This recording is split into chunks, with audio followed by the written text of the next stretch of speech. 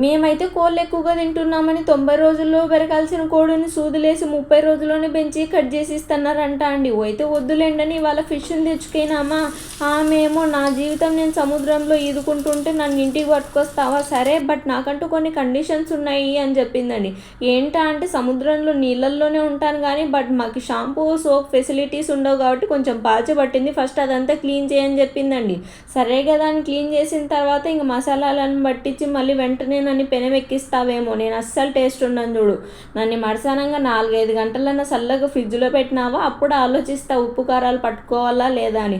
పోనీ పులుసు చేసుకుందాం అనుకున్నాం అనుకో, వేడి వేడిగా తినాలని మొదలెట్టావనుకో వేడిగా తప్పించి ఏం టేస్ట్ ఉండదు చూడు, కనీసం నన్ను చల్లకారని లేకపోతే నెక్స్ట్ డే తిను అని ఆమె చెప్పిన కండిషన్స్ అన్నీ దాటుకొని తినడానికి మొదలు పెట్టామనుకోండి, లోపల మాత్రం జెడ్ ప్లస్ సెక్యూరిటీ పెట్టుకుంటుంది అనమాట.